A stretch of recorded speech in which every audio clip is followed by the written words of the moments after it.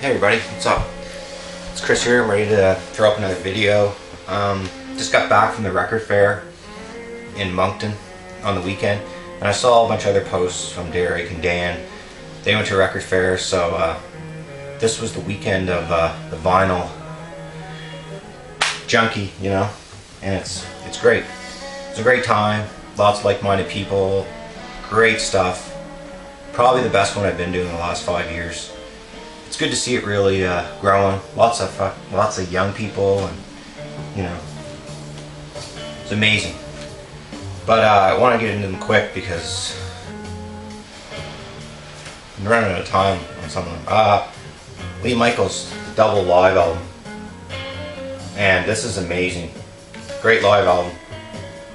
Just him and him on the organ and a drummer making all that noise. And, man, Space and First Takes was the other one I grabbed.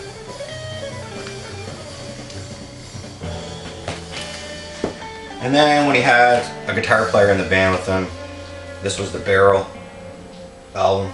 All of them are great though. And I found one on a trade, and I got to complete my Eno collection, which I was really happy to do. Brian Eno, Taking Tiger Mountain by Strategy. It's great shape too. And then I saw a clip up online, a guy posted some Roy Wood stuff, and I saw this record there, and I'm like, oh, I'm gonna grab it. It was a good deal. So Wizard's Brew by Roy Wood.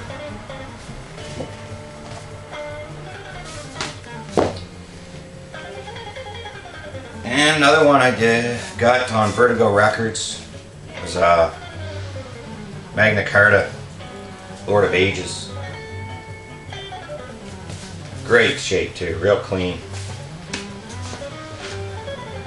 And then this one actually wasn't at the fair, but came in the store right before we went up, so we had like 3 copies when we went up. Man, people were pumped to get it, and I was really excited to get it too. So Church of Misery, it's the volume 1 reissue, done up just like the original Sabbath, you know, the upside down cross.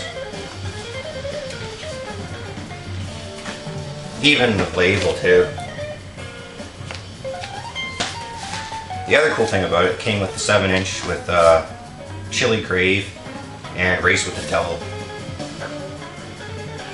I pressed 1,000 copies of this, so it'll probably sell pretty quick, so if you want to grab it, it still is there. And another one that I have an original on clear vinyl of this, and it took me forever to find it, which is Witchfinder General Death Penalty album. This one's on blue. I grabbed it just because it was so cheap. I'm not sure if the vendor really knew what he had. It's probably why I got it cheap, but either way. I usually don't buy doubles of albums, but it took me so long to find that originally, and now I got 2. I'll probably end up doing it on a trade with somebody. But another one, Hatfield in the North. I have this on CD, but now to get it on vinyl. This came out in '73. This is a great album. It's an original too. It's a nice glossy jacket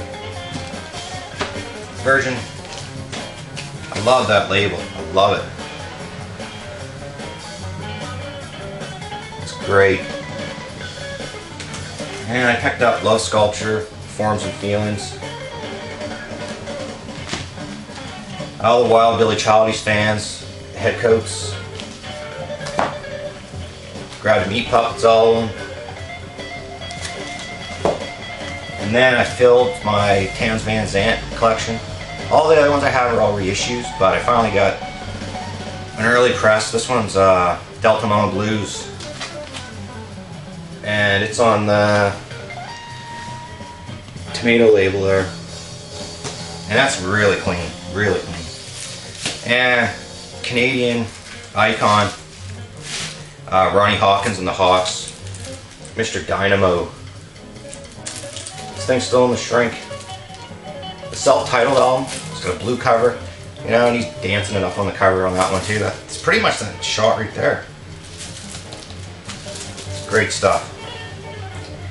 And I have a copy of this album, but it's beat. Every time it comes in, it's always trashed, you know, seam splits, ring wear, scratched. They usually play, but it was a party album. And back then, this was a favorite on a lot of people. And this is an original Patti Smith Horses album. Very clean, especially with the white cover. You know, like that gray, the lightness. They usually get ring wear pretty bad. But so I was really happy to find a nice fresh copy of that. Another great one, 1970, A Song for Me, by the band Family. This is amazing. That was on a trade. And then I ended up finding this in the guy's stock. It was sealed when I bought it. 15 bucks. It's been out of print for a while. It's on Southern Lord, Thrones, Daylight, Dollar Short. Another great album. Nice thick stock.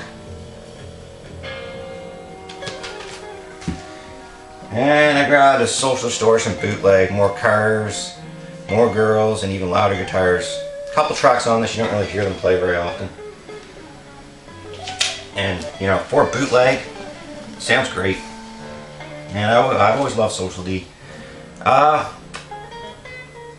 the Specials album. And a nice clean, original copy of the Incredible String Band album. 5,000 Spirits, or the Layers of the Onion. You know, this is a masterpiece, really. I find it without any seam splits. It's even still got nice color along the edges. Usually that's just wore and beat. Mike Herron on this. Got his solo albums. Oh, man. Awesome. Exciting Champs. Tequila. Grab that. And then I had a question from Mike. I think it was, or no, Jeff, the record man. Sorry. He asked me if I had any Black Widow stuff. I got the other stuff on CD, but the only one I have on vinyl is Black Widow 3.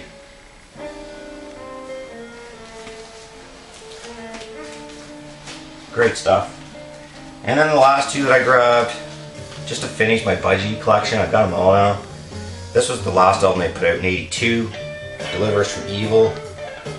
No, definitely not like the early days, but not bad. And then this was the album that came right before that. It was Power Supply. You know, those guys put out like, I don't know how many albums, 10 albums probably in like 11 years. So they were great. And the album playing is Spaces by Larry Coryell. He's on guitar, John McLaughlin's on here, Chick Corea on piano. Larry Coryell's amazing. If you ever see his stuff, it's definitely worth a listen. I love it. So I just want to throw that quick video up, and if you get any comments, and you know, let me know. Thanks a lot.